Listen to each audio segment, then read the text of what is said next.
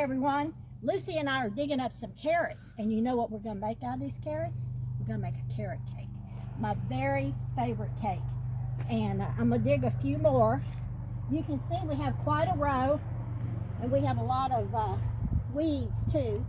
When you grow your own carrots, you get all sizes. You're not going to get all those great big ones like at the store. Here are our beets. I put some beets up this week, and when we get in the house, I'll show you how they look. You can see it's wilting. It has gotten really hot. It wasn't that hot this morning, and we got like half an inch of rain yesterday morning early. But look, everything's starting to wilt. Look at the beans.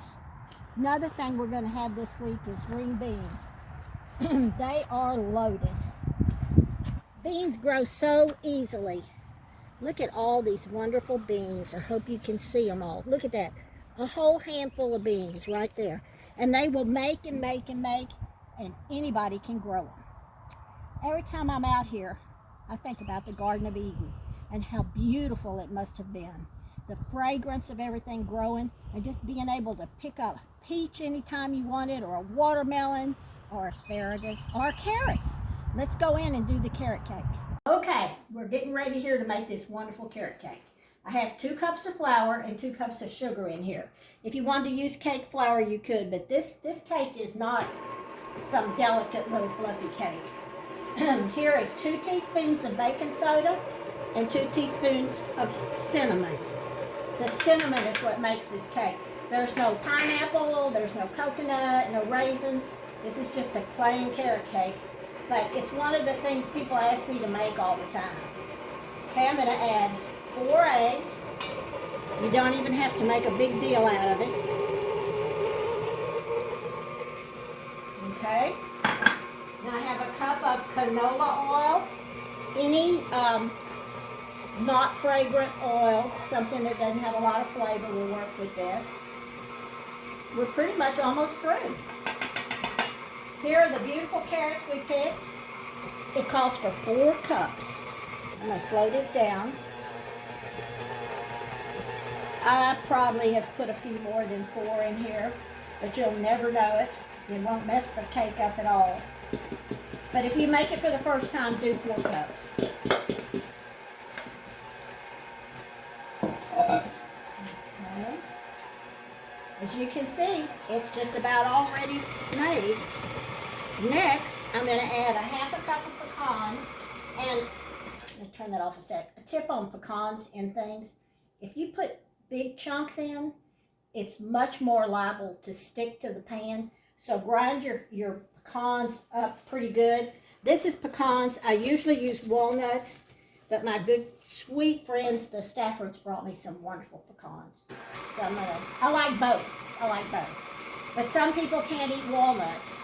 So, and pecans. So, you could leave them out if you don't like nuts, but gosh, I can't imagine it being any better. It won't make it better anyway. Okay, we're done. Now I'm gonna get all this off of here.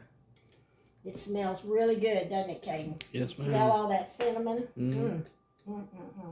Caden has asked for a carrot cake for his graduation cake when we have a party for him, because he's graduating. He's not graduating from me or his mommy. He's still going to be our little boy. So, anyway, here we go. I'm going to put these divided equally into these pans. I'm going to bake it at 350 degrees, probably 25 minutes. I'm going to test it. Long as they're spring back in the middle, they'll be done. And then I'm going to put a cream cheese frosting on it after they cool. Okay, I'm ready to do this cream cheese frosting. Does that sound good or not? I did forget to tell you, I did put maybe 1/4 of a teaspoon at the very most of salt in the cake. I don't always salt my cakes, but it does enhance the flavor. In here I have 1 package, an 8-ounce package of cream cheese, and 1 stick of butter, softened, and I've got it mixing up here. I'm going to add just a little bit. You do not have to add vanilla, but I'm going to add a little vanilla. And I'm also going to add, since this cake has cinnamon in it, I'm going to add a little cinnamon into the frosting, because we are definitely cinnamon lovers. Okay, I have here I'm trying to measure. I'm trying to measure so you can follow along real easily. This is 4 cups confectioner sugar. I did not sift it. If you want to sift it, you can. I don't usually have any lumps forming in mine. So I'm gonna put the 4 cups in here to start with. And it doesn't take long. If you want a stiffer frosting, you can use more cream cheese. I like more cream cheese because that's my favorite. I'm going to whiz this real fast right quick.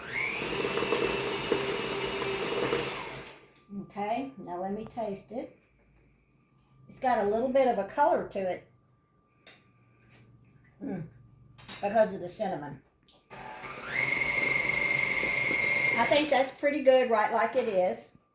It's thick enough. You can see it's thick. I got some cream here in case it got too thick, and you could thin it with whipping cream too.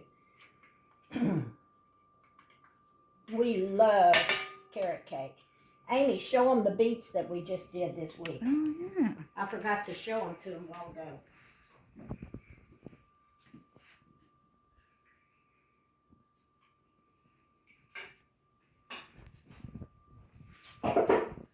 I'm going to be putting up a lot more beets because we have a lot of them and they last a long time.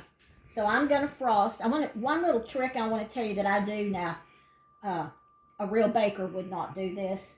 Most bakers, if their cakes are not truly flat, they cut off the top. But on a cake like this, it's a dense cake anyway, I kind of flatten it with my hand to get that little bow out of it if it has one.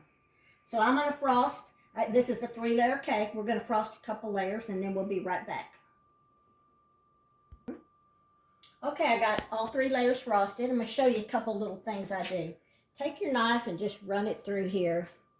I mean, this is not rocket science. It just gives a little bit more texture to the cake, a little bit more zazz. And it's very simple. Okay, these are some pecans. And I'm just going to make a little circle around here. Got too many there.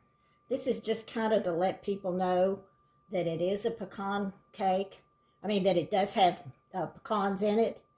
That way, if it is at a party or something, they'll know. Then go out in your yard, find a few little flowers and put on there. Those are cosmos. Ours are just starting to bloom, and some rosemary. And we're going to eat some of this cake. We're going to cut it here in a minute and have some. We get to eat cake now. Look how pretty this cake is.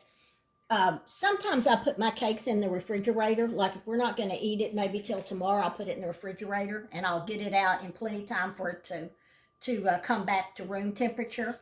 This cake always is moist. I hate to eat in front of you, but oh, this is so good. You would never think that it only has about 8 or 9 ingredients in the whole cake. It's moist.